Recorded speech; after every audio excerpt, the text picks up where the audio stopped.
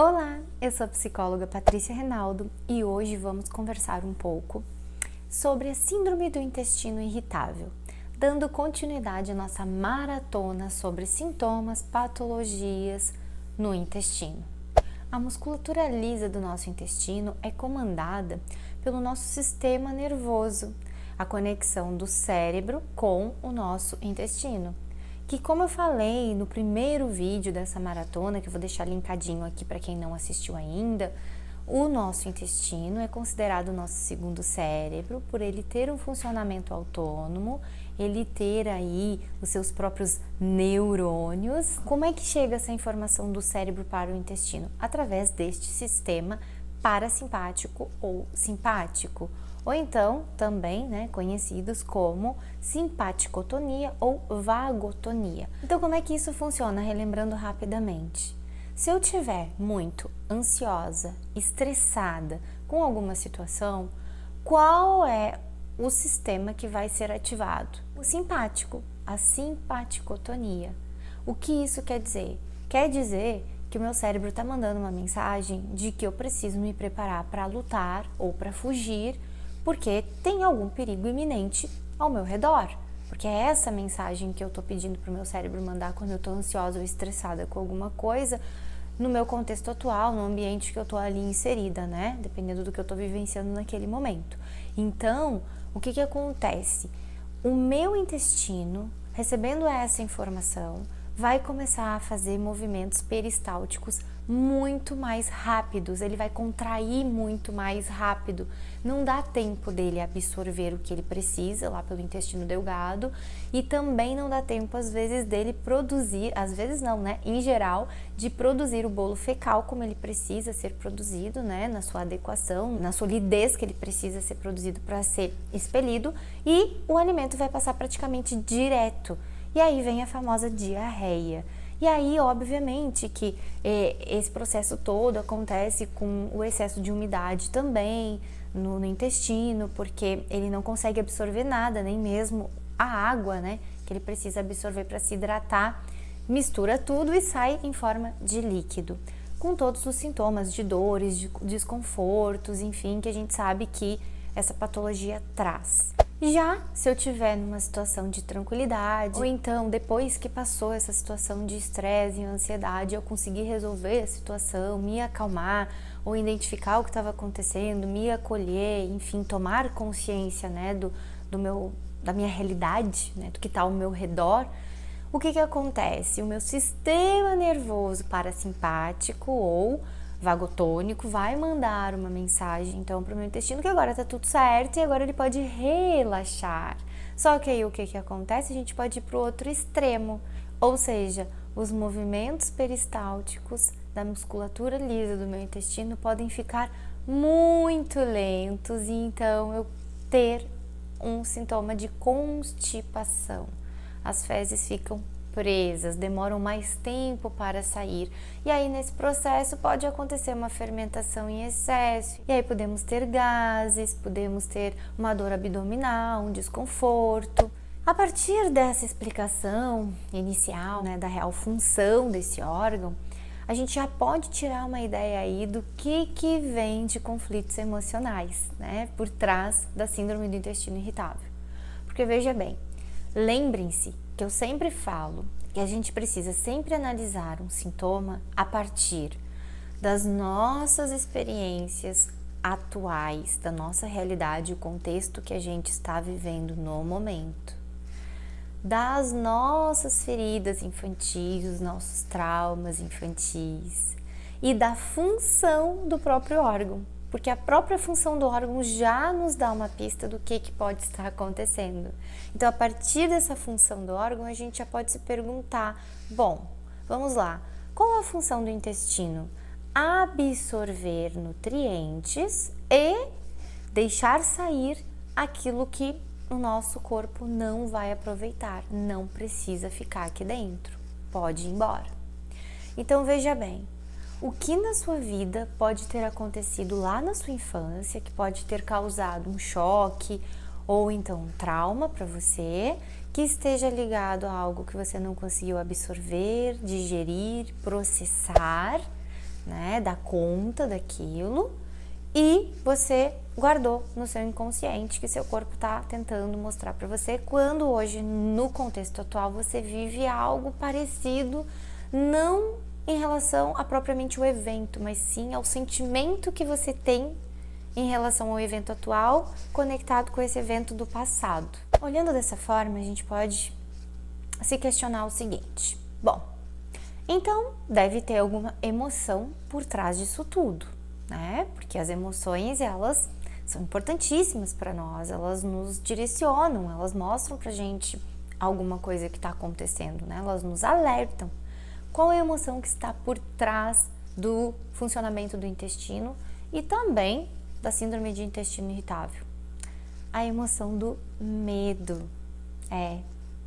Sempre que eu sinto medo, mas um medo inadequado, porque veja bem, vou deixar até também linkado aqui um vídeo sobre o medo que eu fiz já, explicando um pouquinho mais sobre essa emoção, né? Quem não viu, dá uma olhadinha, porque tá mais detalhado, mas assim, vou simplificar.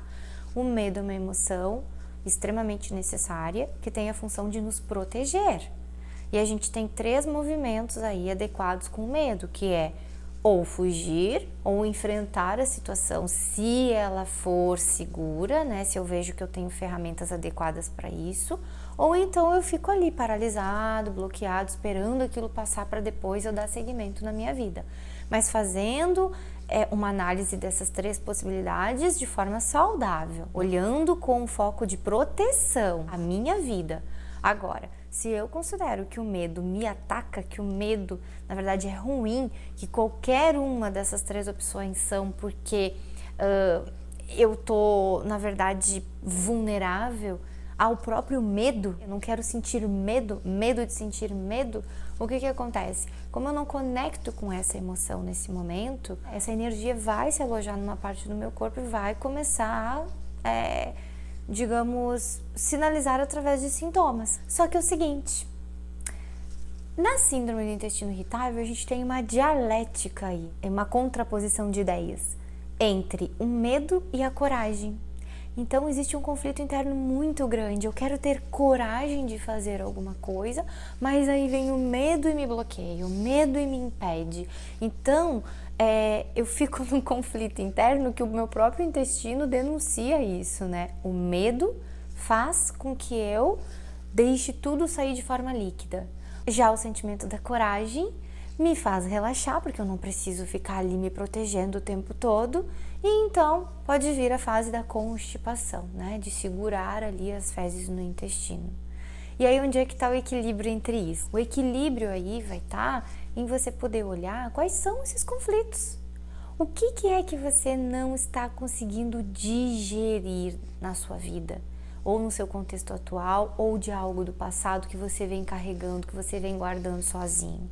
O que é que tem aí dentro que você precisa processar, que você precisa digerir, ou que você precisa deixar ir embora, que você precisa desapegar, né? Deixar no passado para viver o seu presente e o seu futuro de forma mais saudável e mais leve. A síndrome do intestino irritável, ela tem esse movimento do vai e volta, né? Então, assim, de repente eu estou na fase de diarreia e daqui a pouco eu estou na fase de constipação. E assim eu fico. Diarreia, constipação. E fica indo e voltando, indo e voltando. E aí, o que isso quer me mostrar? O que isso está querendo me dizer? Né? Eu não estou conseguindo olhar o equilíbrio da situação. O que é que realmente está por trás disso? As pessoas que sofrem de síndrome do intestino irritável, geralmente sofrem sim de ansiedade, às vezes até de síndrome do pânico, que é medo de sentir o medo, e aí acaba desenvolvendo aí também, não que acabe desenvolvendo na verdade, mas que acaba potencializando já uma tendência à síndrome do intestino irritável, mas não que uma dependa da outra, tá? Não é todo mundo que manifesta uma síndrome do pânico que vai manifestar uma síndrome do intestino irritável, ou uma ansiedade, né, que vai manifestar também a síndrome do intestino irritável. Não! Na verdade, pode ser ali uma comorbidade. Se essa ansiedade ou esse pânico eles estão muito potentes, de repente a pessoa já tem ali esse sintoma, já está muito, essa emoção já está muito conectada com o intestino, pode ser que aconteça sim. Então a gente tem aí nesse conflito as dualidades, o reter e o eliminar. a rigidez e a soltura, o aproveitar e o não aproveitar. Então, olha aí os conflitos, né? O que é que você está retendo e que você não quer eliminar e que talvez você precise eliminar da sua vida?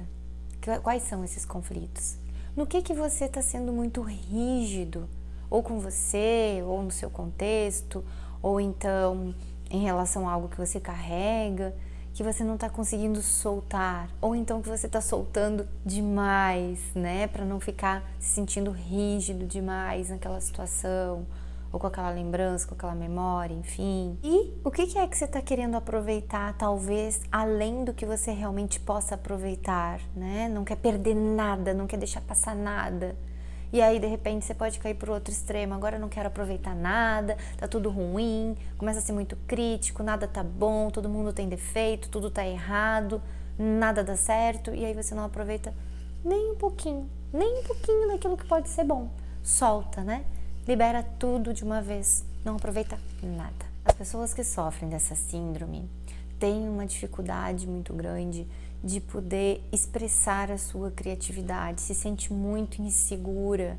Por quê? Porque provavelmente essas questões, né, que estejam conectadas lá com a nossa infância podem estar relacionadas à educação, né, que essa pessoa teve. Então, de repente, se foi uma educação muito rígida, muito castradora, muito super protetora, a nível de passar para essa pessoa uma mensagem de que ela é incapaz, que ela não consegue fazer as coisas sozinha, que ela precisa do pai ou da mãe, que o mundo é muito perigoso, né, que ela só vai ser protegida a partir da ajuda desses pais, ou então fazer o que os pais acham que é certo, que é melhor para ela não tem essa autonomia de escolha.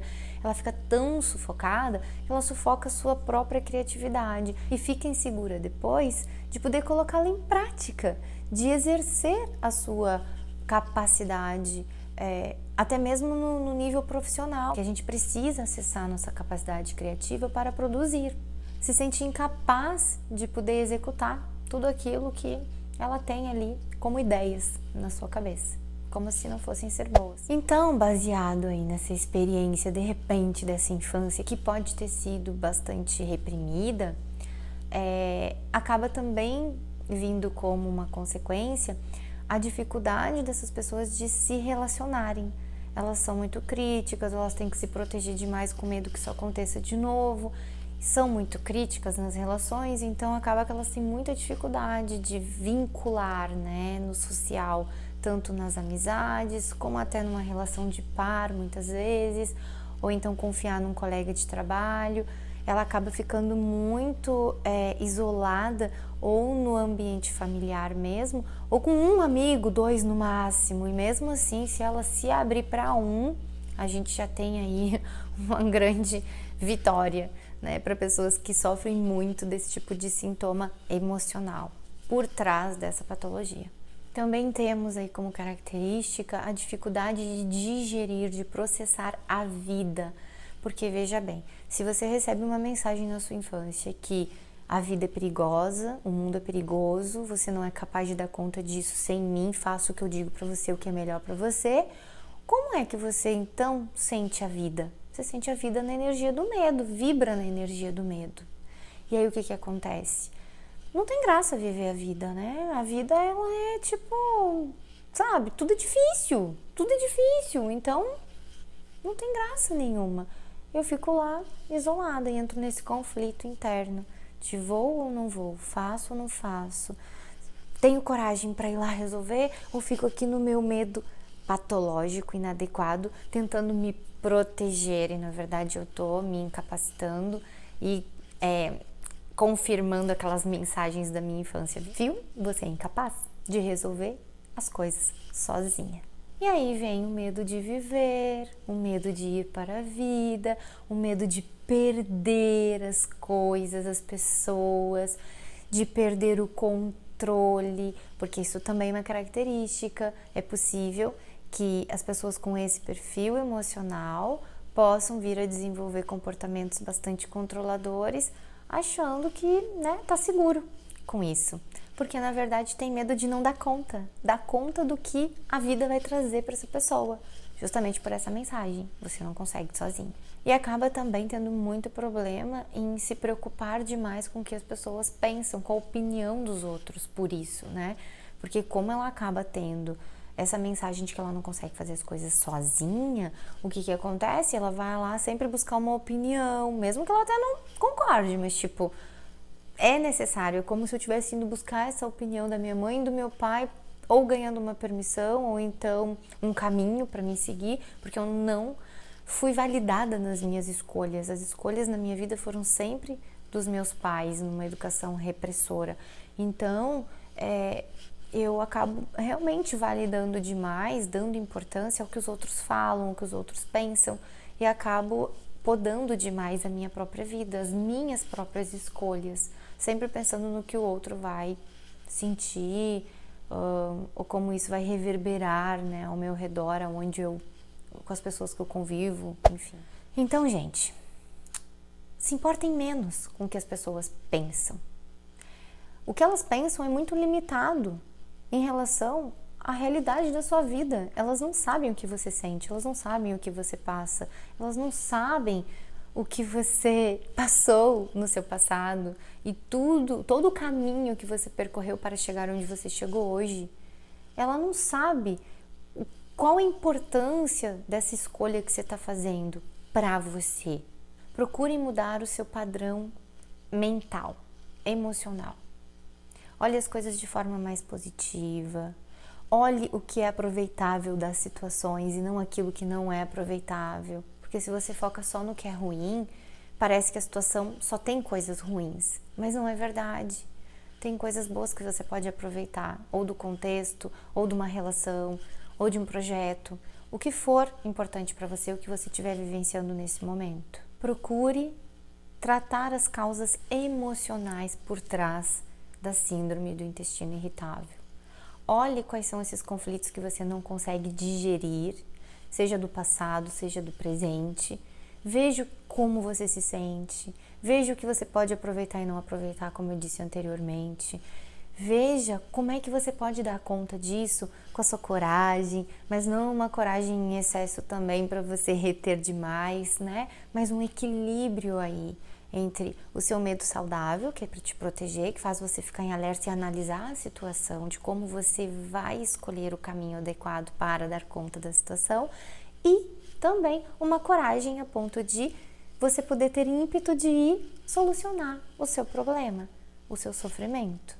E o principal de tudo, se o seu maior conflito for relacionado a algo do passado, da sua infância, que você carrega até hoje, procure atualizar o olhar sobre isso, ressignificar isso tudo que aconteceu com você. Eu sei que não é fácil, eu sei que é dolorido.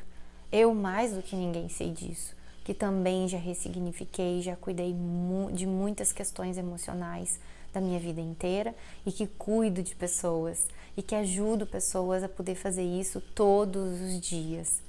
Não é fácil, mas é libertador quando a gente consegue fazer. Quando a gente não fica mais amarrado no passado, deixando de viver o nosso presente e não conseguindo construir um futuro lindo, um futuro que a gente quer ter uma vida saudável, de alegria, de satisfação, porque a gente está carregando sempre aquele peso, como se a gente não pudesse viver sem aquilo, como se aquilo fosse nós, fizesse realmente parte de nós.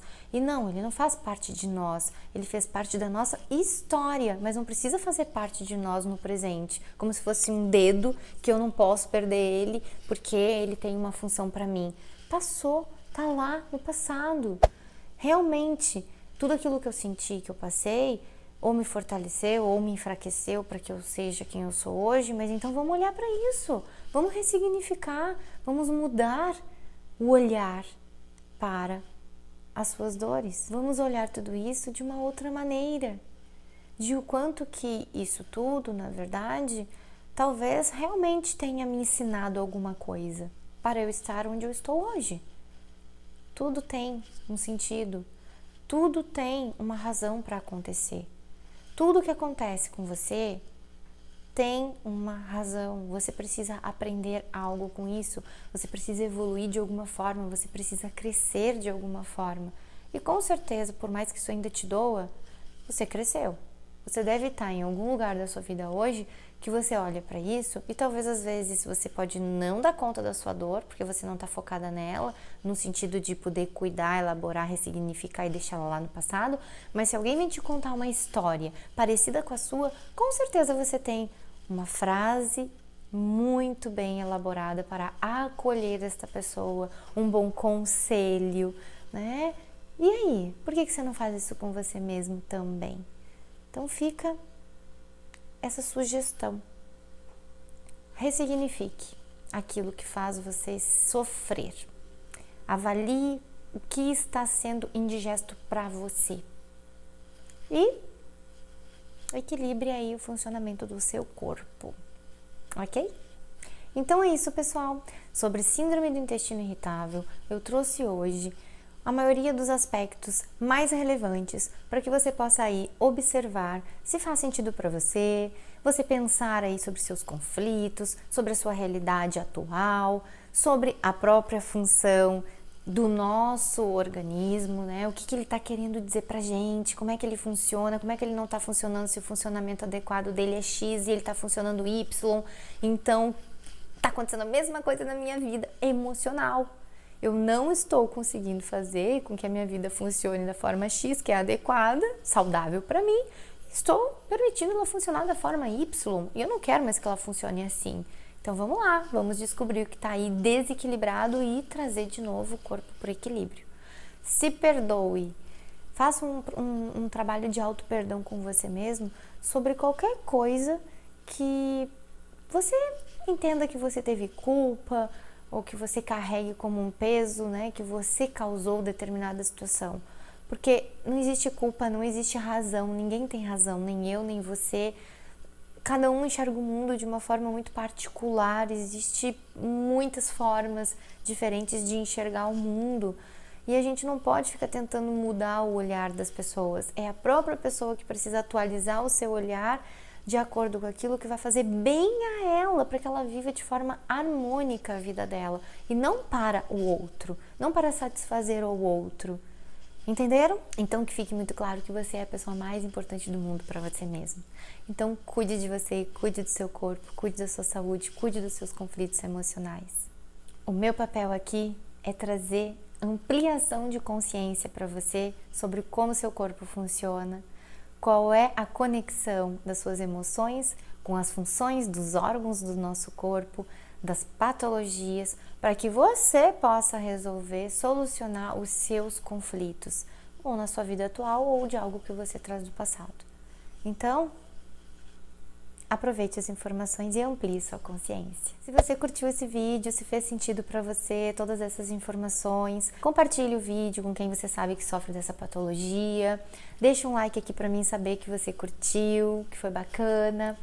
Pode deixar comentários aqui também, principalmente se você sofre dessa patologia, qual é a sua experiência, quais são as suas dúvidas, contribuições, porque quem estiver assistindo, porque também, né, é diagnosticado com esses sintomas, de repente você vai poder estar ajudando essas pessoas que vão estar aí lendo seus comentários. No próximo vídeo, ainda com a maratona sobre os sintomas no intestino, vamos falar sobre prisão de ventre e intestino preso. Não perca, compartilhe com as pessoas e nos vemos na próxima semana. Até lá!